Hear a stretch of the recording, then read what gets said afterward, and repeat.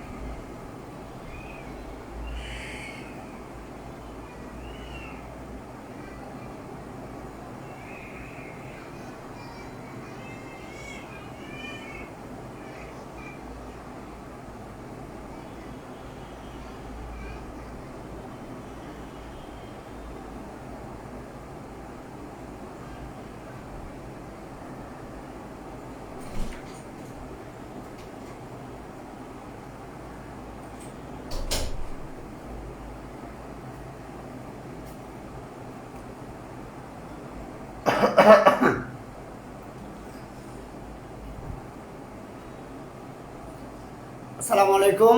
আমরা ক্লাস শুরু করে দিচ্ছি। হ্যাঁ, আগের ক্লাসটা তোমরা যারা করছো তোমরা জানো যে আগের ক্লাস অ্যাকচুয়ালি আমরা ডিসকাস করছিলাম যে টপিকটা নিয়ে, সেটা ছিল জৈব যৌগের প্রাচুর্যতার কারণ কি, মানে প্রকৃতিতে কেন জৈব যৌগের সংখ্যা এত বেশি, এই জিনিসটা নিয়ে আমরা আলোচনা করছিলাম।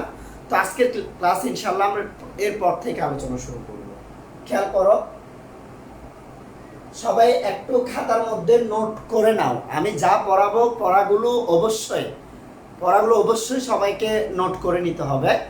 তার আগে একটু কমেন্টে লিখো সব কিছু ক্লিয়ার কিনা, আমার কথা শোনা যাচ্ছে কিনা, আমাকে শোনা যাচ্ছে কিনা, দেখা যাচ্ছে কিনা, সব কিছু ক্লিয়ার কিনা একটু কমেন্টে লিখো।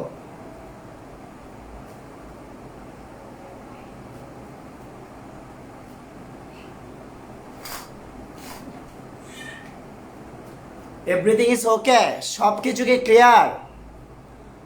ফারিবা, সঞ্জিদা, রাহাত বলেন সব কিছু ক্লিয়ার কিনা?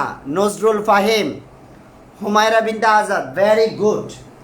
তো প্রথমে একটা প্রশ্ন লিখে নাও, আমরা যে প্রশ্নটা নিয়ে ডিসকাস করব। প্রশ্নটা হচ্ছে সমগোত্রীয় শ্রেণী কি? সমগোত্রীয় শ্রেণী কি? শ্রেণী কি? সমগোত্রীয় শ্রেণীর বৈশিষ্ট্য লিখো। সমগোত্রীয়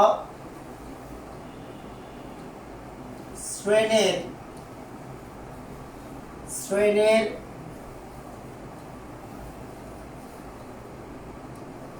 বৈশিষ্ট্য লিখো।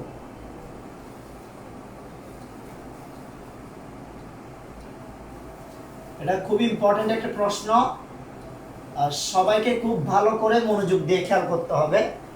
আর ক্লাস করতে করতে ফ্রেন্ডদেরকে মেনশন করে, আজকে তোমাদের 3টা ক্লাস আছে, কিন্তু এই এক সপ্তাহ আমি টানা 3টা করে ক্লাস নিব।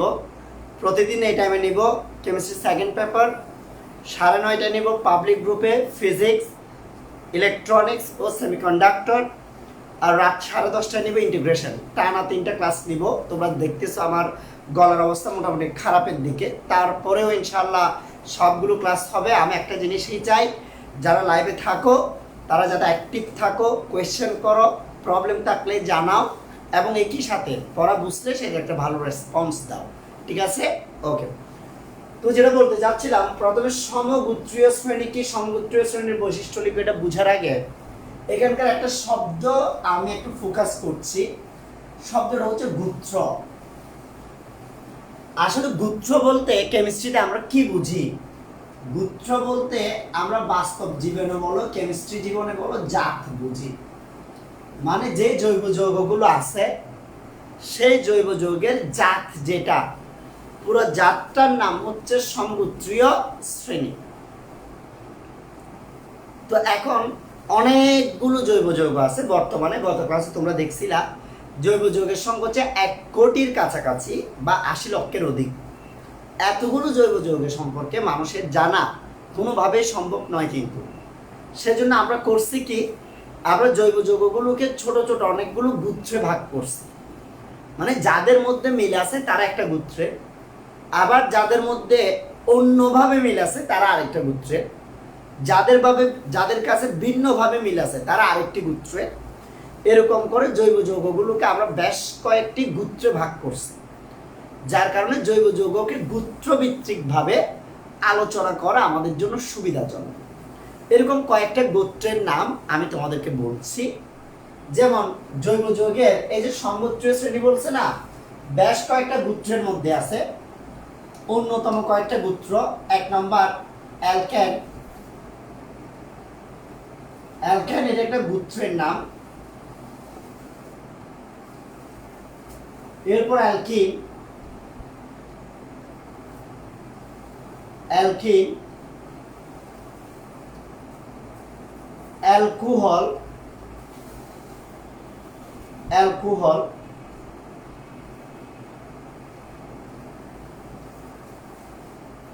এরপর জৈব অ্যাসিড, জৈব অ্যাসিড, অ্যালডিহাইড, অ্যালডিহাইড। ঠিক আছে, এগুলো হচ্ছে জৈব যৌগের বেশ কিছু গোত্রের নাম। এই গোত্রগুলোর বৈশিষ্ট্য কি, আমি কিন্তু সমগোত্র শ্রেণীর সংজ্ঞাতে যাচ্ছি না, সংজ্ঞাতে আমি আরো পরে যাব। আমি জাস্ট গোত্রের বৈশিষ্ট্যগুলো একটু তোমাদেরকে শোনাতে চাই। কোনো কিছু যদি ক্লিয়ার না হয়, শোনা না যায়, প্রয়োজন আমাকে ডাইরেক্ট কল দিবা, ঠিক আছে? কারণ অনেক সময় আমি ক্লাস নিতে থাকি, আমি জানিও না কি অবস্থা হচ্ছে। তো প্রথম যে বৈশিষ্ট্য সমগোত্রীয় শ্রেণীর, তার মধ্যে অন্যতম এবং প্রধান বৈশিষ্ট্যটা হচ্ছে সমগোত্রীয় শ্রেণীর প্রতিটি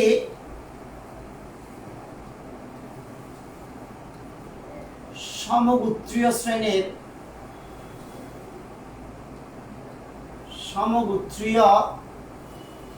শ্রেণীর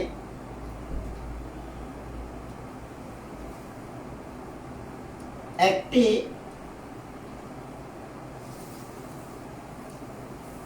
কার্যকরী মূলক থাকে।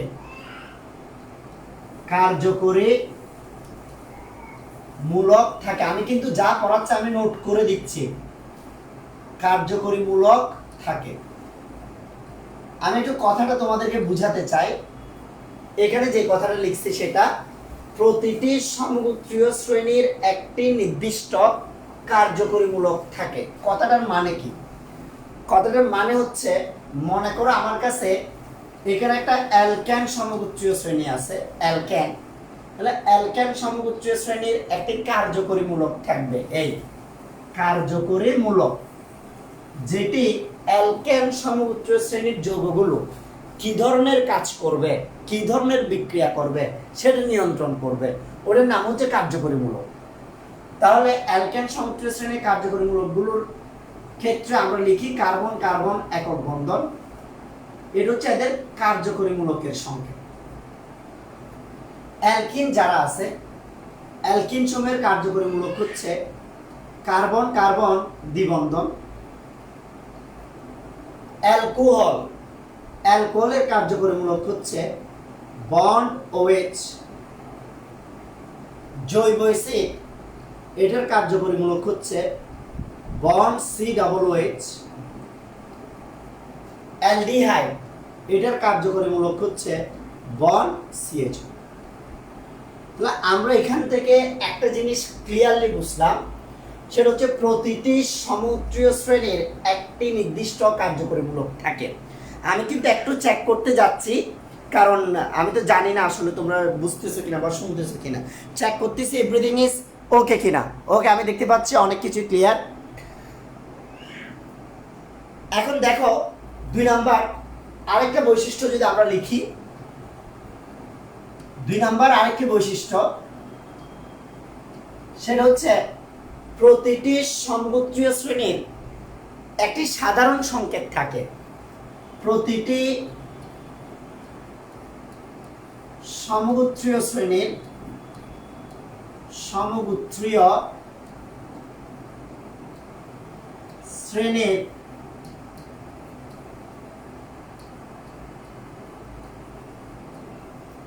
একটি সাধারণ সংকেত থাকে।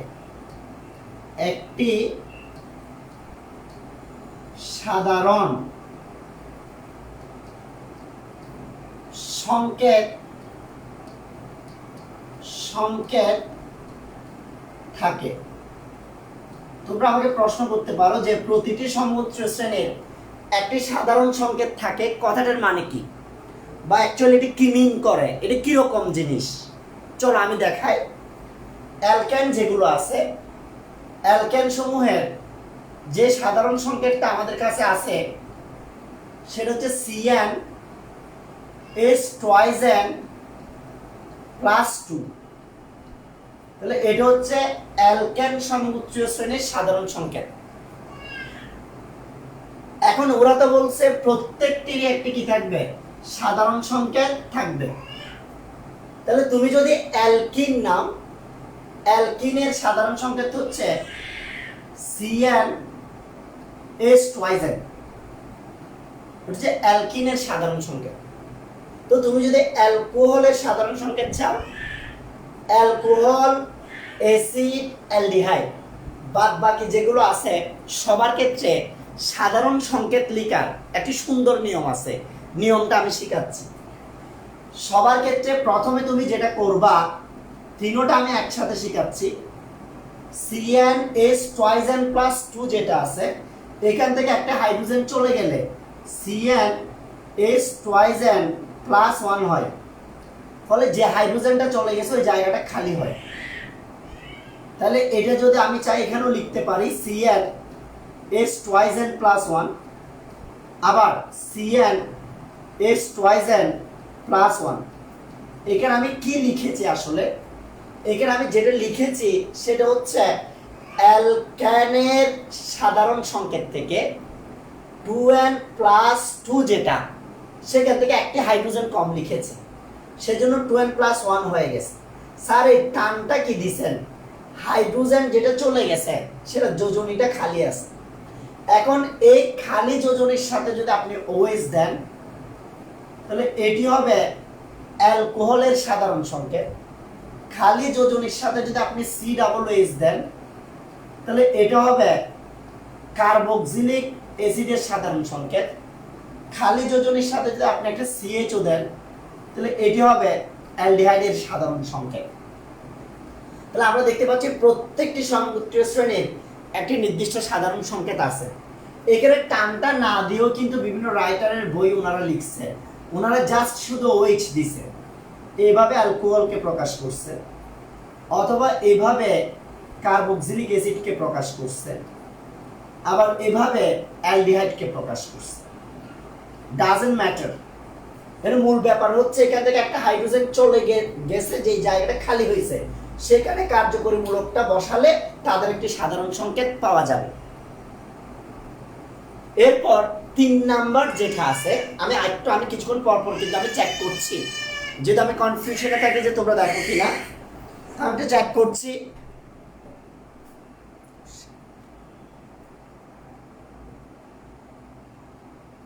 অনেকে লিখছো ব্লাড, ঠিক হয়েছে কিনা আমাকে জানাবা প্লিজ। এখন ঠিক হয়েছে কিনা আমাকে কি একটু জানাবেন আপনারা। কয়েকজন লিখেছেন ব্লাড, সেজন্য আমি আবার পেছনে আসলাম। মারুফা জান্নাত মিন্নি লিখছে ক্লিয়ার, শর্মিদা লিখছে ক্লিয়ার, হুমায়রা বিনতে আজাদ লিখছে ক্লিয়ার। ওকে, ধন্যবাদ। তাহলে এখন আপনারা দেখেন এই দুইটা জিনিস আমরা শিখলাম। 3 নাম্বার,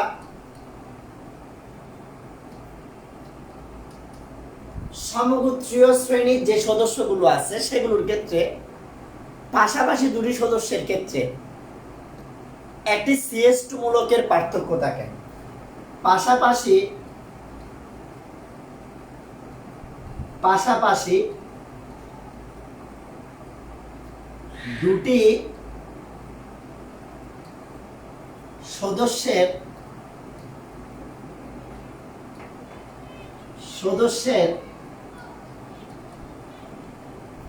একটি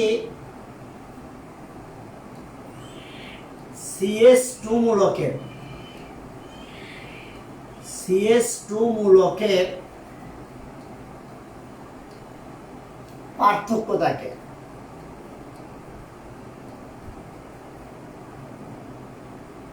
আমি একটু আপনাদেরকে বুঝাতে চাই এই কথাটার মানে কি। পাশাপাশি দুটি সদস্যের একটি CH2 মূলকের পার্থক্য থাকে। আমাদের জানার দরকার আছে না জিনিসটার মানে কি। চলো আমরা দুইটা দিয়ে বুঝবো। প্রথমে আমরা অ্যালকেন দিয়ে বুঝবো, এরপর আমরা অ্যালকোহল দিয়ে বুঝবো। অ্যালকেন মানে CnH2n+2। আপনি যদি অ্যালকেনের ক্ষেত্রে এখানে নোট করছি আমি যদি শুধু অ্যালকেনের ক্ষেত্রে লিখি, তাহলে আপনারা খেয়াল করবেন অ্যালকেনের ক্ষেত্রে n এর মান যদি আমি 1 বসাই, তাহলে এখানে যে যৌগটা আসে এটা CH4। CH4 কে আমরা লিখতে পারি CH3 বন্ড H, এভাবে লিখতে পারি। আবার n এর মান যদি আমি 2 লিখি, তাহলে এটা লিখতে পারি আমি C2H6। এটাকে যদি আপনি ভাঙেন CH3 বন্ড CH3, এভাবে আপনি ভাঙতে পারেন। আবার CH3টাকে আপনি চাইলে এভাবে ভাঙতে পারবেন CH2H। আবার যদি n এর মান আমরা 3 লিখি অ্যালকেনের ক্ষেত্রে C3H8। 8 কেন স্যার? ওই যে কার্বন যতটি, হাইড্রোজেন দ্বিগুণের চেয়ে দুটি বেশি, তাহলে দ্বিগুণের চেয়ে দুটি বেশি হলে 8টি হয়ে যাবে। এটাকে যদি আপনি ভেঙে লিখেন CH3 bond CH2 bond CH2 bond H। কথার কথা আমি এইভাবে লিখছি, কোনো সমস্যা নাই। এগুলো অনেকভাবে লেখা যায়, হ্যাঁ, আমি একভাবে লিখলাম। এখন আমি যে কথাটা বলবো, আমি এই লাইনটা বুঝাবো। পাশাপাশি দুটি সদস্যের মধ্যে একটি CH2 মূলকের পার্থক্য থাকে। কিভাবে? মনে করেন n এর মান 1 আর n এর মান 2, এই দুটি হচ্ছে পাশাপাশি সংখ্যা। আর এই দুটি পাশাপাশি সংখ্যা বিদায় এই দুটি পাশাপাশি সদস্য, এদের মধ্যে কিসের পার্থক্য আছে দেখেন। এখানে একটা CH3 আর একটা H আছে, এখানেও CH3 আর একটা H আছে। তাহলে দুইটার মধ্যে পার্থক্য হচ্ছে একটি CH2 মূলকের বা মিথিলিন মূলক।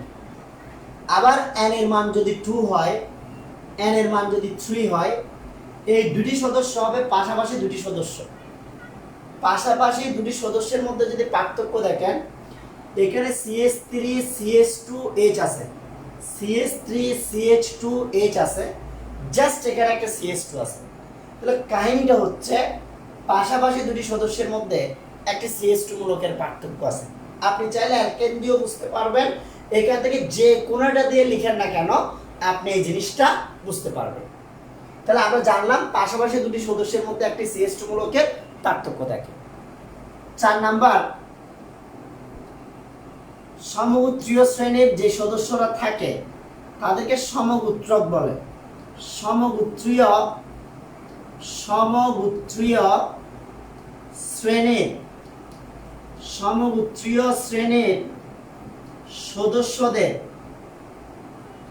সদস্যদের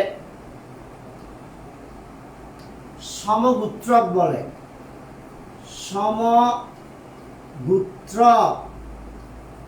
বলে। স্যার বুঝি নাই, সমগোত্রীয় শ্রেণীদেরকে সমগোত্রক বলে মানে কি? মানে হচ্ছে আপনি বলতে পারবেন মিথেন এটা হচ্ছে ইথেনের সমগোত্র, ইথেন এটা হচ্ছে প্রোপেনের সমগোত্র। উল্টা যদি আপনাকে একটা প্রশ্ন করে মিথেন আর ইথেন সমগোত্র কেন, তাহলে আপনি বলবেন মিথেন আর ইথেন সমগোত্র কারণ তাদের কার্যকরীমূলক একই, কারণ তাদের সাধারণ সংকেত একই, কারণ তাদের পাশাপাশি দুটি সদস্যের মধ্যে একটি CH2 মূলকের কি আছে, পার্থক্য আছে। আপনারা যারা নিচের ক্লাসে এটা পড়ছেন অ্যালকেন, তারা জানেন অ্যালকেন সমূহকে উডস বিক্রিয়ার মাধ্যমে প্রস্তুত করা যায়, অথবা অ্যালকেন সমূহকে ডিকার্বক্সিলেশন পদ্ধতিতে প্রস্তুত করা যায়। এই কথাটার মানে আপনি চাইলে মিথেনকে ডিকার্বক্সিলেশন পদ্ধতিতে প্রস্তুত করতে পারবেন, ইথেনকে ডিকার্বক্সিলেশন পদ্ধতিতে প্রস্তুত করতে পারবেন, প্রোপেনকে ডিকার্বক্সিলেশন পদ্ধতিতে প্রস্তুত করতে পারবেন। অর্থাৎ কথাটার মানে সমগোত্রীয় শ্রেণীর সকল সদস্যকে একই সাধারণ পদ্ধতিতে প্রস্তুত করা যায়। সমগোত্রীয় শ্রেণীর সমগোত্রীয় শ্রেণীর সমগোত্রীয় শ্রেণীর সকল সদস্যকে, সমগোত্রীয় শ্রেণীর সকল সদস্যকে একই সাধারণ পদ্ধতিতে, একই সাধারণ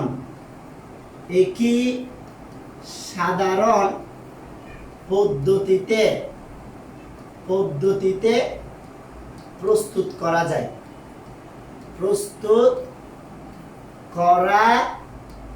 যায়, আপনাদের কাছে আমার প্রশ্ন, এই যে সমগোত্রীয় শ্রেণী কি, সমগোত্রীয় শ্রেণীর যে আমি বৈশিষ্ট্যগুলো লিখলাম, এই এতটুকুতে আপনাদের কার কোনো ধরনের সমস্যা আছে কিনা আমাকে একটু বলতে হবে।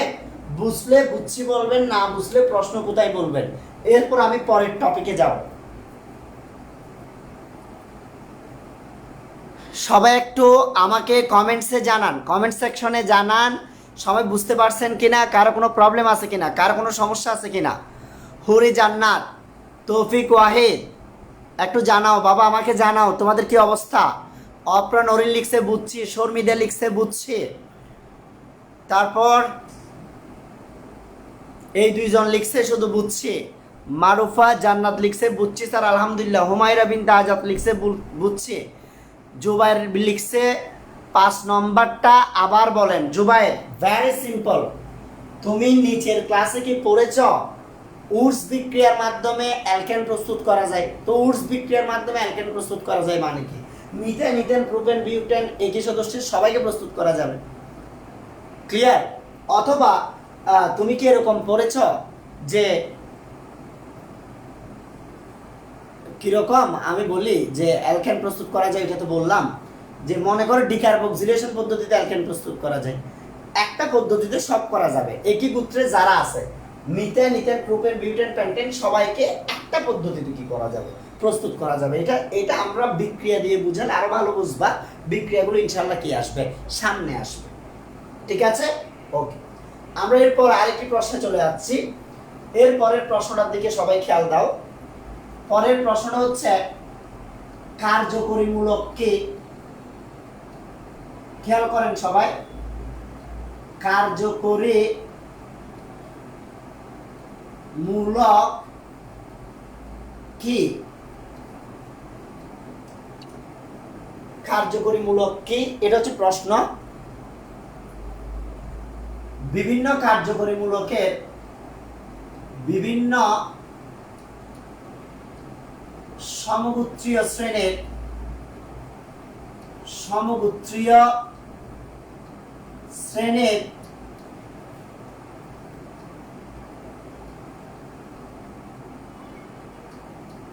কার্যকরীমূলকের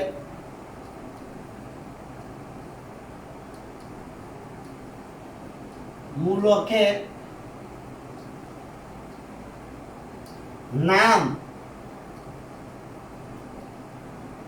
ও গাঠনিক সংকেত লিখো। গাঠনিক সংকেত লিখো। আমরা এই প্রবলেমটা এখন সলভ করব। সবাই খুব ভালো করে মনোযোগ দিয়ে খেয়াল করবা। প্রশ্নটা হচ্ছে কার্যকরীমূলক কি? কার্যকরীমূলক কি? বিভিন্ন সমুচ্চয় শ্রেণীর কার্যকরীমূলকের নাম ও গাঠনিক সংকেত লিখো। ঠিক আছে, এই প্রশ্নটা এখন আমরা ডিসকাস করব। খেয়াল করো, কার্যকরীমূলকটা বোঝার আগে আমি আরেকটা এক্সাম্পল দিই। মূলত মনে করো তুমি একটা ট্রেনের মধ্যে চড়তেছ। তো ট্রেন তো হচ্ছে অনেক লম্বা একটা কি যানবাহন, যেখানে শত শত হাজার হাজার মানুষও বসতে পারে ট্রেনের মধ্যে। তো তুমি ট্রেনটাকে যত লম্বা মনে করো, প্রত্যেকটা বগিতে কি একজন একজন করে ড্রাইভার থাকে? উত্তর হচ্ছে না। তাহলে ট্রেনটা চলে কিভাবে? এত লম্বা, অজগর সাপের মতো লম্বা এত বড় ট্রেনটাকে মাত্র একটা বগি বা ইঞ্জিন কন্ট্রোল করে। ওই ইঞ্জিনটা যেদিকে যায় পুরো ট্রেনটা সেদিকে চলে যায়। ওই ইঞ্জিনটা স্পিড বাড়ালে ট্রেন দ্রুত গতিতে ছুটে চলে। ওই ইঞ্জিন নষ্ট হলে ট্রেন বন্ধ হয়ে আটকে থাকে। তাহলে ট্রেনের পুরো জিনিসটাকে কন্ট্রোল করছে যে অংশটা, সেটা হচ্ছে ওই ট্রেনের কার্যকরীমূলক। ঠিক সেম ভাবে একটি জৈব যৌগ যেরকম গঠনের হোক, যেরকম বড় হোক, যেরকম ছোট হোক, যেরকমই হোক না কেন, প্রত্যেকটি জৈব যৌগের অণুতে একটি গ্রুপ বা একটি মূলক পাওয়া যায়। যে গ্রুপ বা মূলকটি ওই যৌগের ধর্ম ও রাসায়নিক বিক্রিয়া কার্যকরভাবে নির্ধারণ করে, তাদের নামই হচ্ছে কার্যকরীমূলক। আমি কার্যকরীমূলকের সংজ্ঞাটা লিখে দিচ্ছি, আপনারা একটা সংজ্ঞাটা লিখে নেন। লিখেন যে সকল গ্রুপ, লিখেন যে সকল গ্রুপ বা মূলক, যে সকল গ্রুপ বা মূলক কোন জৈব যৌগের অণুতে বিদ্যমান থেকে, জৈব যৌগের অণুতে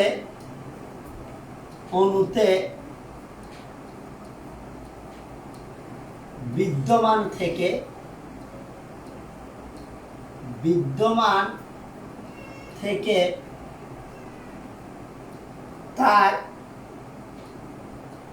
তার ধর্ম ও রাসায়নিক বিক্রিয়া, তার ধর্ম ও রাসায়নিক বিক্রিয়া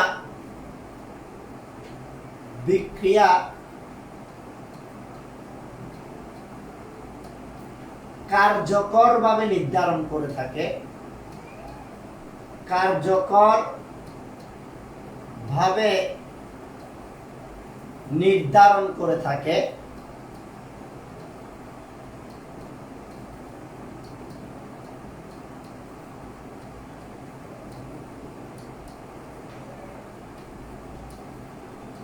তাদেরকে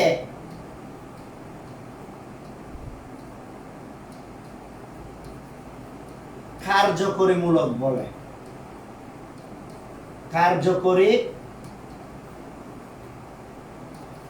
মূলক বলে। তাহলে এখানে আমি যেটা করছি, আমি কার্যকরীমূলকের একটা সংজ্ঞা লিখে দেওয়ার চেষ্টা করছি। সংজ্ঞাটা আবার দেখো, যে সকল গ্রুপ বা মূলক কোন জৈব যৌগের অণুতে বিদ্যমান থেকে তার ধর্ম রাসায়নিক বিক্রিয়া কার্যকরভাবে নির্ধারণ করে থাকে, তাদেরকে কার্যকরীমূলক বলে। এখন কথাটা বুঝতে হবে, কথাটা তো শুধু লিখলে হবে না, এই কথাটার মানে কি বুঝতে হবে। এটা হচ্ছে জৈব যৌগের অণুতে বিদ্যমান থেকে তার ধর্ম ও বিক্রিয়া নির্ধারণ করে।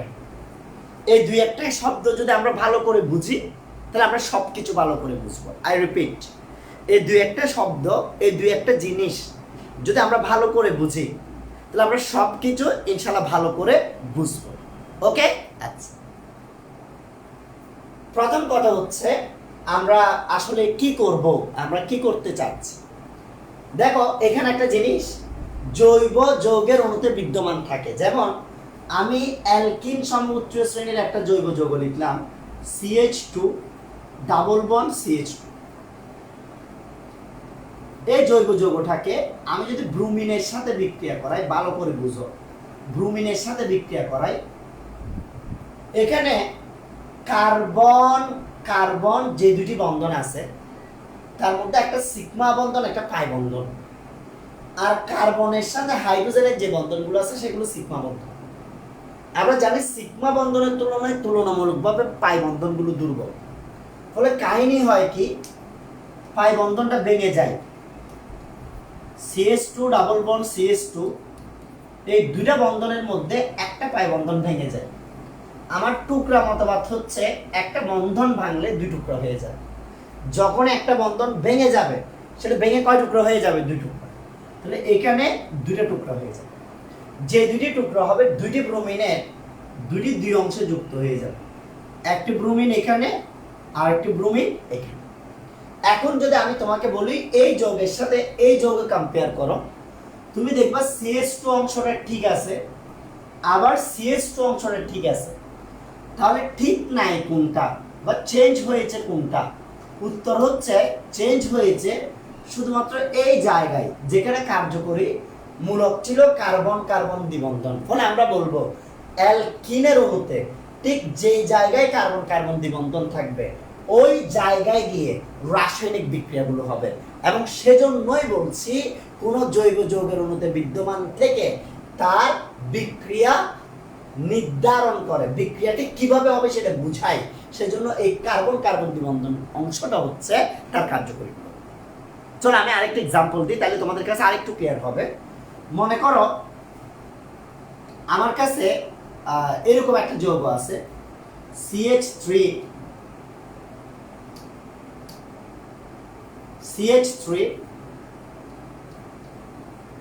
CH2 OH। আরামসে বুঝো, এটার সাথে আমি সোডিয়ামের বিক্রিয়া করালাম, তাহলে এই যৌগটার তিনটি অংশ, একটা CH2 অংশ, আর একটা CH2 অংশ, আর একটা OH অংশ। এখন সোডিয়াম গিয়ে যার সাথে বিক্রিয়া করবে, সোডিয়াম গিয়ে যার সাথে বিক্রিয়া করবে ওই অংশটার নাম হবে কার্যকরী মূলক। দেখা যায় সোডিয়াম এই OH অংশের সাথে এসে কি করে? বিক্রিয়া করে। ফলে আমরা বলি অ্যালকোহলের কার্যকরী মূলক হচ্ছে OH। আরেকটা এক্সাম্পল দিচ্ছি, মনে করো CH3 bond C triple bond CH, এই যৌগটার সাথে আমি ব্রুমিনের বিক্রিয়া করাচ্ছি, এটা একটা অ্যালকাইল। এখানে CH3 আছে, কার্বন কার্বন একক বন্ধন আছে, কার্বন কার্বন ত্রিবন্ধন আছে। দেখা যায় যখন ব্রুমিন বিক্রিয়া করতে আসে তখন ব্রুমিন কিন্তু যেখানে কার্বন কার্বন একক বন্ধন আছে এই জায়গায় আক্রমণ করে না, কারণ এটা সিগমা বন্ধন মজবুত। ব্রুমিন আক্রমণ করে যেখানে কার্বন কার্বন ত্রিবন্ধন আছে সেখানে।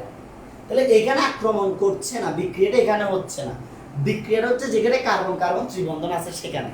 আমার কথা বলতেছে যে জায়গায় বিক্রিয়াটা হয়, যে অংশটি যে গ্রুপটি বিক্রিয়ায় অংশগ্রহণ করে তার নামই হচ্ছে কার্যকরী মূলক। ফলে আমরা বলি অ্যালকিনের কার্যকরী মূলক কার্বন কার্বন দ্বিবন্ধন, অ্যালকোহলের কার্যকরী মূলক OH, অ্যালকাইনের কার্যকরী মূলক ত্রিবন্ধন। কার্যকরী মূলক চিনে রাখলে লাভ কি? যেখানে কার্যকরী মূলক বিক্রিয়া সেখানেই হবে। সবাই এতটুকু পর্যন্ত বুঝছেন কিনা একটা কমেন্টে লিখেন। যেখানে কার্যকরীমূলক বিক্রিয়া সেখানেই হবে। সবাই কি বুঝতে পারছেন স্যার? কার কোনো সমস্যা আছে? নুরুল আমিন, তাহলে চিং ওং মারমা, এ তোমরা কমেন্ট করছো? অপ্রাণ ওরিন লিখছে বুঝছি স্যার। নজরুল ফাহিম বলছে আলহামদুলিল্লাহ বুঝছি। শর্মিদা লিখছে বুঝছি স্যার। মারুফা জান্নাত মিন্নি লিখছে জি স্যার। রাহাত লিখছে আলহামদুলিল্লাহ বুঝছি। হুমায়রা বিনতে আজাদ লিখছে আলহামদুলিল্লাহ বুঝছি।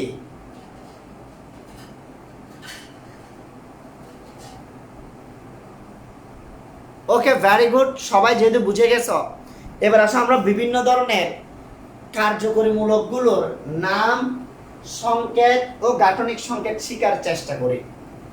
খেয়াল করো, কার্যকরীমূলকগুলো একটি পরমাণু দিয়ে গঠিত হতে পারে, দুইটি পরমাণু দিয়ে গঠিত হতে পারে, তিনটি পরমাণু দিয়ে গঠিত হতে পারে, চারটি পাঁচটি পরমাণু দিয়ে গঠিত হতে পারে। আমি বিভিন্ন সমগোত্রীয় শ্রেণীর কার্যকরীমূলকগুলোর নাম লিখব, সংকেত লিখব, তোমরা সেগুলো নোট করে নিবা এবং বাসায় শিখবা। বারবার বলছি, শুধু পড়লে হবে না, এগুলো বাসায় শিখবা, মুখস্থ করবা, লিখে লিখে শিখবা, ম্যাথের মতো করে শিখবা।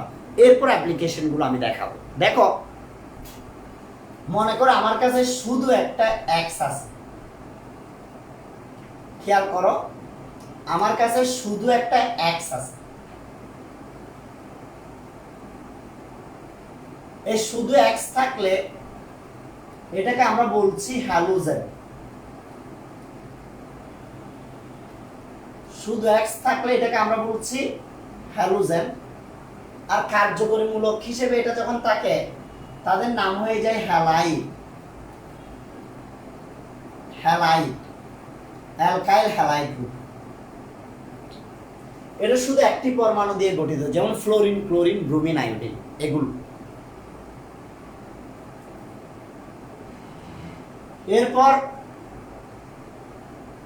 আর, শুধু আর, এটা হচ্ছে অ্যালকাইল মূলক। শুধু আর দিয়ে যেটা প্রকাশ করা হয়, এটার নাম অ্যালকাইল মূলক। শুধু ও দিয়ে, শুধু ও, এটা দিয়ে প্রকাশ করা হয় ইথারকে। এখানে আরেকটা কথা তোমাদেরকে একটু ক্লিয়ার করে ফেলি। হ্যালোজেনের ক্ষেত্রে টান আছে একদিকে, অ্যালকাইল মূলকের ক্ষেত্রে টান আছে একদিকে। এই একদিকে টান আছে বিধায় এগুলোকে আমরা বলি একযোজী। কিন্তু ইথার মূলকের ক্ষেত্রে দুই দিকে টান আছে, সেজন্য ইথার মূলককে আমরা বলে থাকি দ্বিযোজী। আই রিপিট, হ্যালোজেনের ক্ষেত্রে একদিকে টান আছে, অ্যালকাইল মূলকের ক্ষেত্রে একদিকে টান আছে, কিন্তু ইথারের ক্ষেত্রে দুই দিকে টান আছে। দুই দিকে টান আছে বিধায় তার নাম হচ্ছে দ্বিযোজী। একদিকে টান থাকলে তার নাম হচ্ছে একযোজী। টান মানে রেখা আর কি, এটা একটা যোজন। দুটি পরমাণু দিয়ে অনেকগুলো কার্যকরীমূলক গঠিত হয় দুটি পরমাণু দিয়ে। যেমন যেমন এক্সাম্পল হিসেবে বন্ড OH, এটা হচ্ছে অ্যালকোহলের কার্যকরীমূলক। বন্ড OH, এটা হচ্ছে অ্যালকোহলের কার্যকরীমূলক। বন্ড CN, এটার নাম হচ্ছে সায়ানাইড। সায়ানাইড, অথবা এটার আরেকটি নাম হচ্ছে নাইট্রাইল।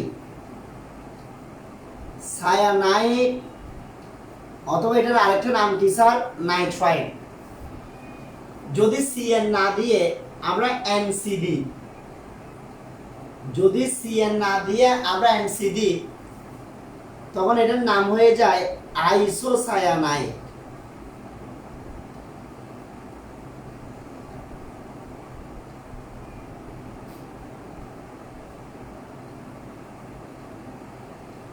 এটার নাম হচ্ছে আইসোসায়ানাইড।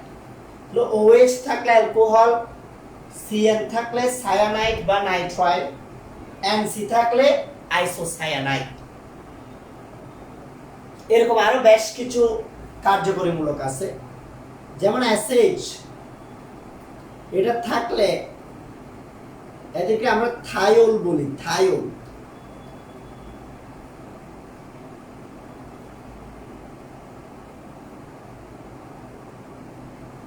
NH2 যদি থাকে এদেরকে বলে আমরা এমিন।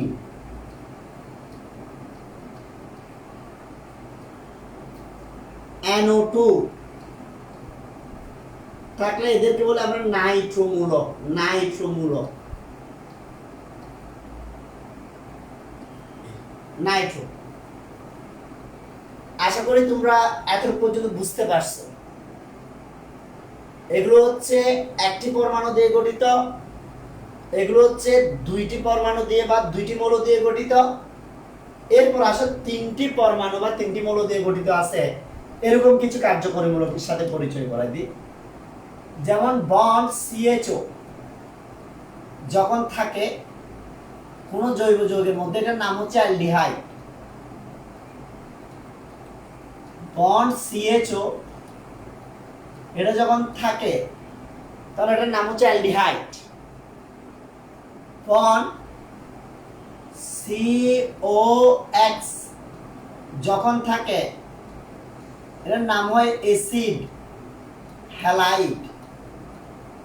অ্যাসিড হ্যালাইড, এগুলো সবাইকে নোট করে নিতে হবে, এগুলো সবাইকে নোট করে নিতে হবে। এত কষ্ট করে এমনি এমনি লিখে দিচ্ছি না, নোট করে নাও সবাই, ঠিক আছে?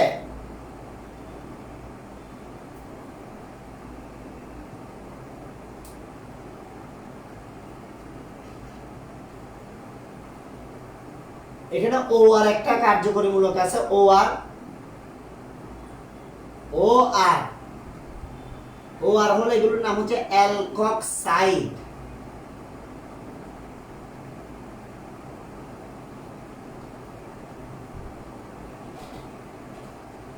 অ্যালকক্সাইড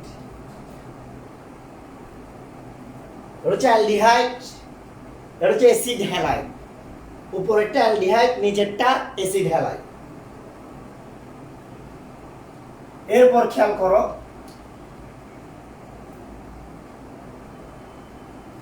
এগুলো তো গেল কি তিনটি মৌল বা তিনটি পরমাণু দিয়ে গঠিত। চারটি মৌল বা চারটি পরমাণু দিয়ে গঠিত আছে এরকমও বেশ কিছু কার্যকরী মূলক আছে। যেমন COOH হচ্ছে কার্বক্সিলিক অ্যাসিড বা জৈব অ্যাসিডের মূলক। কার্বক্সিলিক অ্যাসিড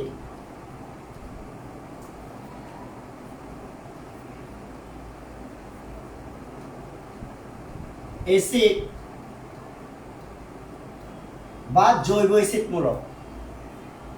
যদি COOR হয়, COOR, তখন এটাকে আমরা অ্যাস্টার মূলক বলি বা অ্যাস্টারের কার্যকরী মূলক বলি, অ্যাস্টার।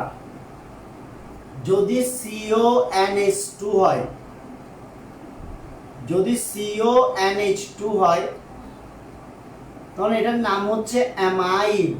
আই রিপিট, যদি CONH2 হয় এটার নাম হচ্ছে অ্যামাইড। এগুলোর কাজ হচ্ছে তোমাদের নামগুলো লেখা আর নিজে নিজে প্র্যাকটিস করা। অ্যাপ্লিকেশনস কোথায় সেটা আমি দেখাবো, এটা নিয়ে টেনশন নাই। আগে নামগুলো লিখতে হবে বাবা, এটার নাম লেখার পরের পরবর্তী ধাপ হচ্ছে এটা অ্যাপ্লাই করা। এরপর যেটা আছে এটার নাম হচ্ছে অ্যাসিড অ্যানহাইড্রাইড। এখানে CO মূলক নাই, দুইটি পরমাণু দিয়ে অবশ্য আমরা কিটোন মূলকও পাই। দুইটি পরমাণু দিয়ে আমরা এভাবে CO মূলক পাই। CO মানে হচ্ছে কিটোন।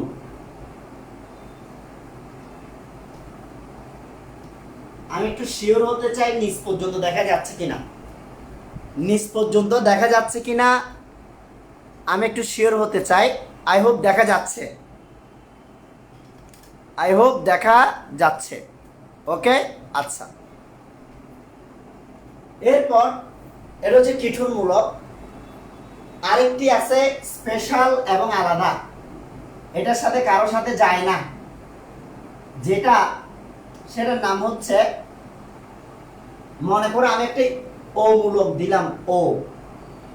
তো ভাই O মানে তো ইথার, O মানে কি ইথার না?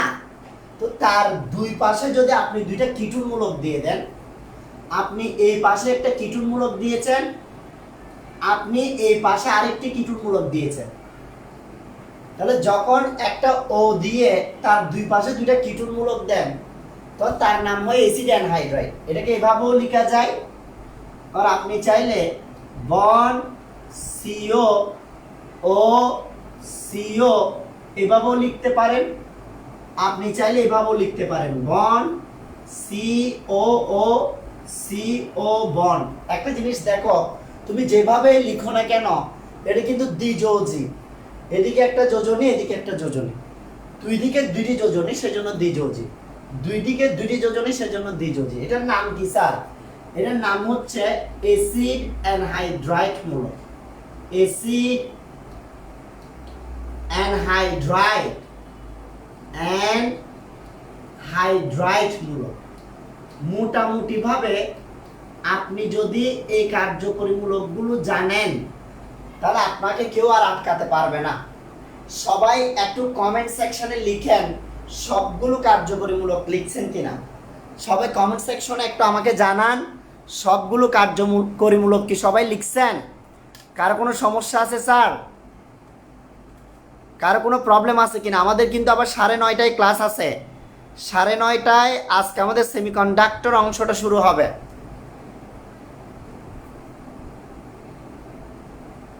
শর্মিদা লিখছে বুঝছি স্যার। নজরুল জি লিখছি। ইসরাত জাহান হিমু লিখছে এসএস নিয়ে ফেলে নিজেকে অনেক বড় সেলিব্রিটি মনে করতেছে।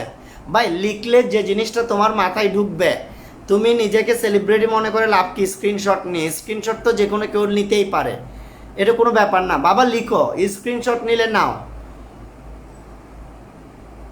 ঠিক আছে? স্ক্রিনশট নিলে নাও, আমার কোনো প্রবলেম নাই, বাট লিখো, খাতায় লিখো।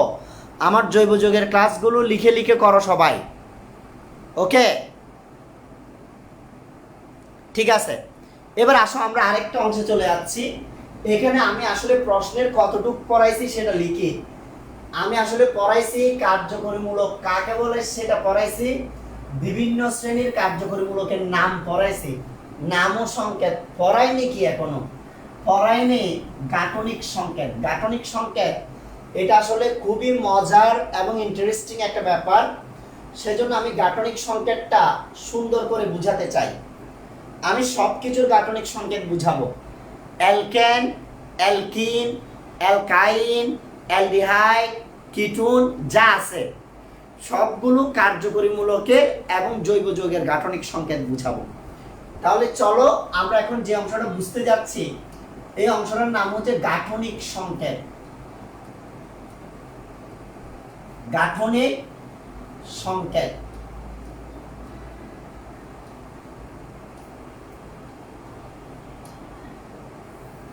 সবাই আগে গাঠনিক সংকেতের বেসিকটা একটু মাথায় রাখেন। গাঠনিক সংকেত যদি আপনি শিখতে যান আপনার কি কি জানতে হবে? ফার্স্ট আপনাকে জানতে হবে যোজনী। যেমন হাইড্রোজেনের যোজনী 1, সেজন্য হাইড্রোজেন লিখে একটা টান দেওয়া যায়।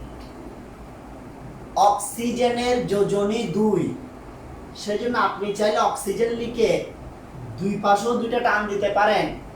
আপনি চাইলে অক্সিজেন লিখে এক পাশেও দুইটা টান দিতে পারেন। এটা বোঝায় অক্সিজেনের যোজনী 2। নাইট্রোজেনের যোজনী 3, আপনি চাইলে একটা নাইট্রোজেন পরমাণু লিখে 3 দিকে 3টে টান দিতে পারেন। আপনি চাইলে একটা নাইট্রোজেন পরমাণু লিখে একদিকে একটি অপর পাশে 2টি টান দিতে পারেন। আপনি চাইলে একটা নাইট্রোজেন পরমাণু লিখে এক পাশে 3টা টানও দিতে পারেন। এই তিনটা জিনিসের মানে বোঝাচ্ছে নাইট্রোজেন পরমাণুর যোজনী 3, কার্বন পরমাণুর যোজনী 4। জিনিসটা কিরকম? আপনি চাইলে একটা কার্বন লিখে চারপাশে 4টা টান দিতে পারেন, এটা বুঝায় কার্বনের যোজনী 4। আপনি চাইলে একটা কার্বন লিখে দুই পাশে 2টা টান দিয়ে অপর পাশে একসাথে 2টা টান দিতে পারেন। আপনি চাইলে একটা কার্বন লিখে এক পাশে একটা টান দিয়ে অপর পাশে 3টা টান দিতে পারেন। আপনি চাইলে লিখতে পারেন না যেটা একসাথে 4টা টান লিখতে পারেন না, এরকম কার্বনের কোনো গঠন সম্ভব নয়। তাহলে কার্বনের যোজনী সবসময় 4 হবে। তাহলে গাঠনিক সংকেত যখন কোনো জৈব যৌগের আপনি লিখতে যাবেন তাহলে আপনি প্রথমে এই কনসেপ্টগুলো ফলো করবেন। এগুলো ফলো করলে আপনার জন্য গাঠনিক সংকেত লেখা সহজ হবে। চলেন কয়েকটি জৈব যৌগের গাঠনিক সংকেত পর্যালোচনা করে আসি। মনে করেন আমাকে বললো সায়ানাইডের গাঠনিক সংকেত লিখতে, বন্ড CN, এটা একটা কার্যকরীমূলক, এটার গাঠনিক সংকেত লিখতে বলছে। আমার জন্য ভালো হতো আমি যদি শুধু এভাবে লিখতে পারতাম, বন্ড সি দিয়ে একটা এন লিখলাম, তাহলে এই সায়ানাইডের গাঠনিক সংকেত হয়ে গেল।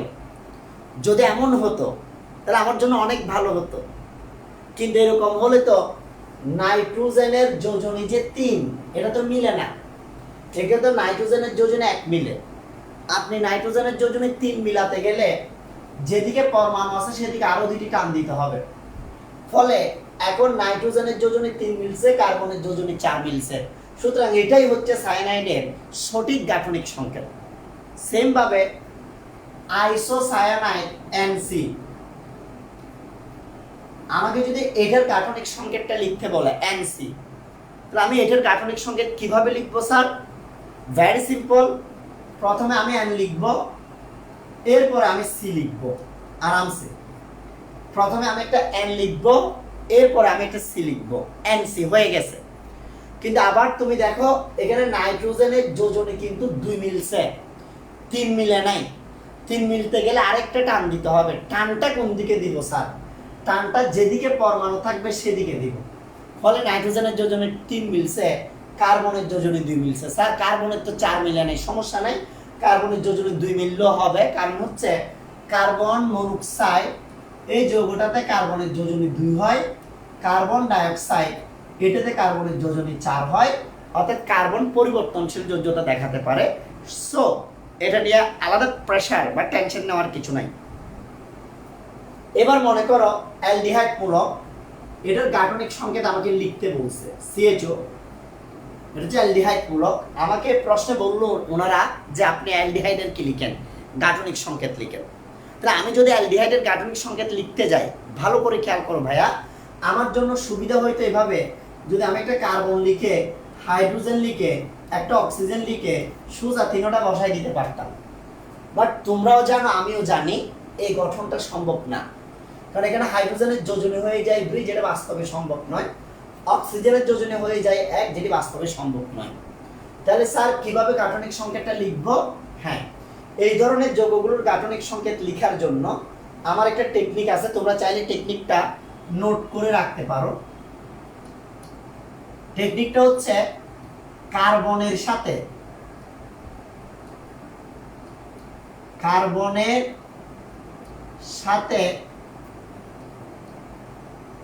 কার্যকরী মূলকে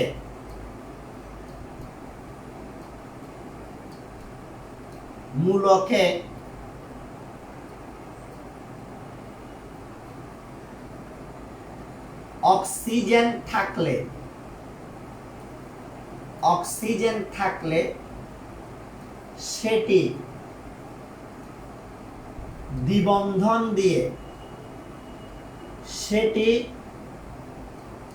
দ্বিবন্ধন দিয়ে উপরে লিখতে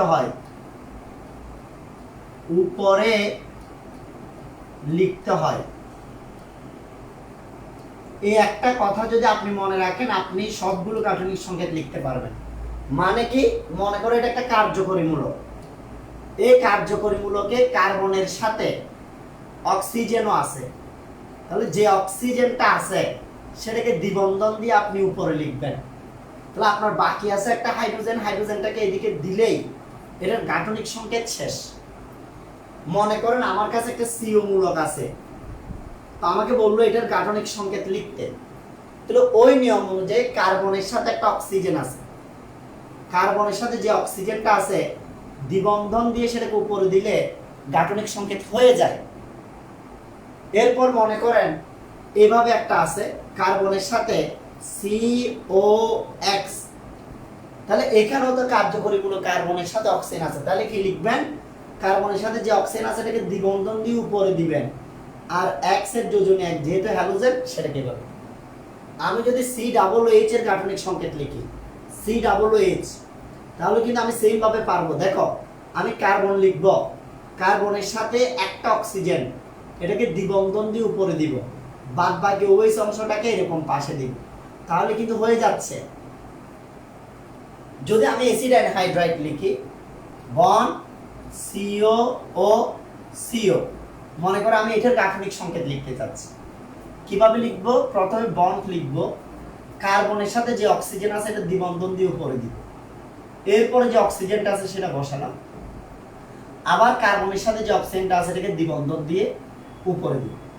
এই যে আমরা যেটা দেখতে পাচ্ছি এটার নাম হচ্ছে অ্যাসিড অ্যানহাইড্রাইড।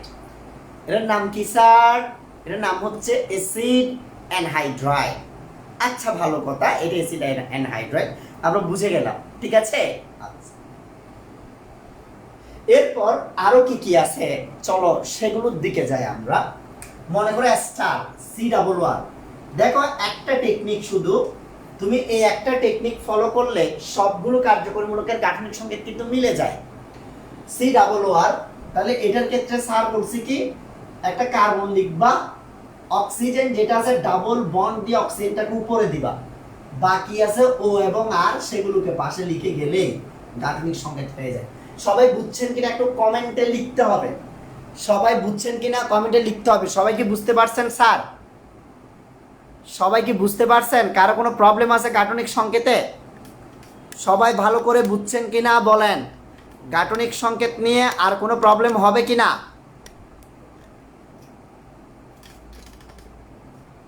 রাহাত লিখছে আলহামদুলিল্লাহ বুঝছি, ভেরি গুড।